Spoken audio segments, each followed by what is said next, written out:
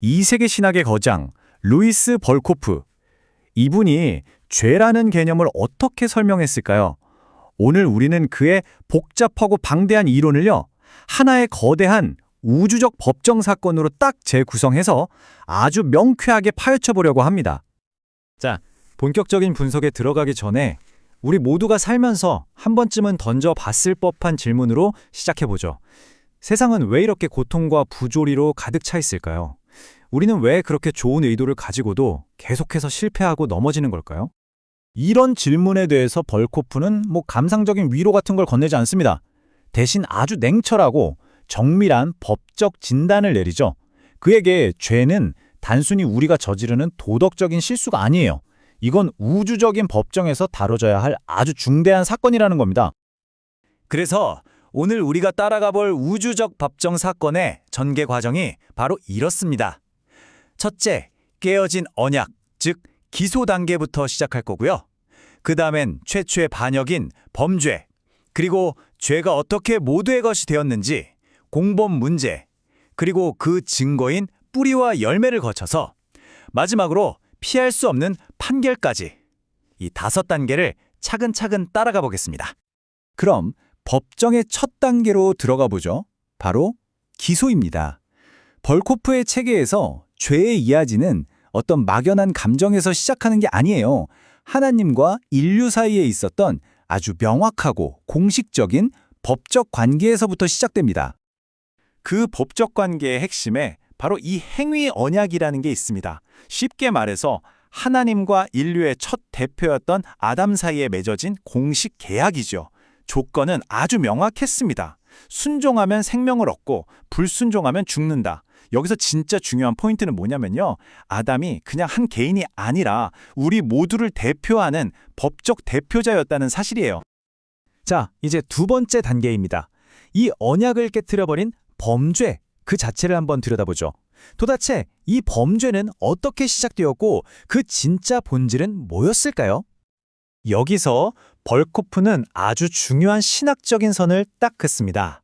하나님이 죄가 세상에 들어오는 것을 허용하신 것과 죄를 직접 만드셨다는 건 전혀 다른 이야기라는 거죠. 성경이 계속 증언하듯이 하나님은 본질적으로 거룩하시기 때문에 죄의 원인이 될 수가 없다는 겁니다. 첫 죄는요, 이중적인 본질을 가지고 있습니다.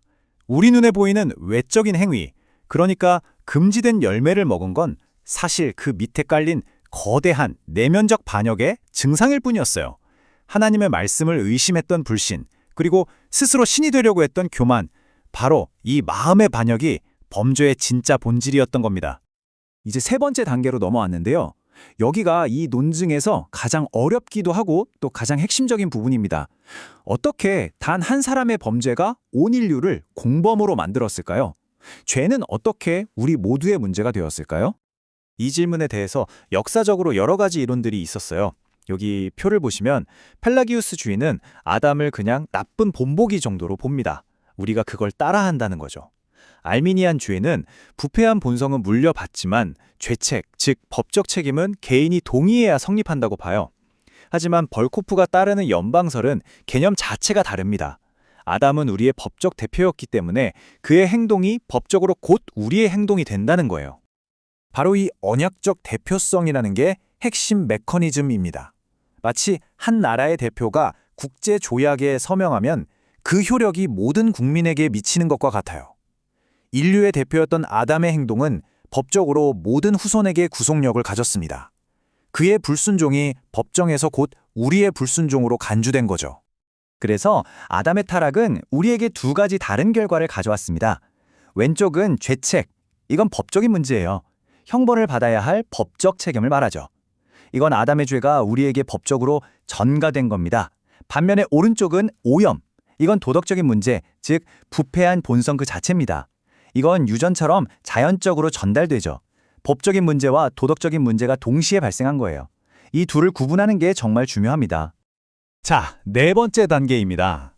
검사가 법정에서 증거를 제시하듯이 우리는 이 유전된 죄책과 오염이 우리 삶에서 어떻게 드러나는지 그 명백한 증거들을 한번 살펴보겠습니다. 우리는 죄를 짓기 때문에 죄인이 되는 것이 아니라 우리가 죄인이기 때문에 죄를 짓는다. 이 한 문장이 벌코프의 관점을 가장 강력하게 요약해 줍니다. 문제는 우리의 행동 이전에 우리의 상태라는 거예요. 우리가 짓는 죄들은 이 죄인이라는 상태에서 너무나 자연스럽게 흘러나오는 결과일 뿐이라는 거죠. 바로 그 죄인인 상태를 신학적으로는 원죄라고 부릅니다. 원죄는 우리가 태어날 때부터 가지고 있는 일종의 기본값 같은 거예요. 법적으로는 아담의 죄책을, 도덕적으로는 그의 부패한 본성을 물려받은 상태, 벌코프에 따르면 이게 바로 모든 인류의 출발점입니다. 이 원죄의 직접적인 결과가 바로 전적 무능력이라는 개념이에요. 이건 오해하시면 안 됩니다. 우리가 점심 메뉴를 고른다거나 하는 일상적인 선택을 할 능력이 없다는 뜻이 아니에요. 이건 영적인 문제에 한해서 마치 보이지 않는 벽처럼 우리 스스로의 힘으로는 하나님께 나아갈 의지나 능력을 완전히 잃어버렸다는 의미입니다. 이게 바로 그 유명한 뿌리와 열매의 비유입니다. 왼쪽에 있는 원죄는 우리가 태어날 때부터 가진 단 하나의 깊은 뿌리, 즉 우리의 상태이고요.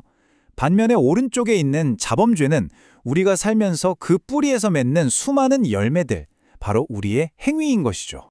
드디어 이 법정 드라마의 마지막 장, 5번째 단계에 도착했습니다. 범죄가 있었고 죄책이 입증됐습니다.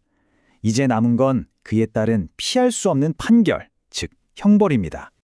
이 법적 체계에서 형벌은 선택사항이 아닙니다.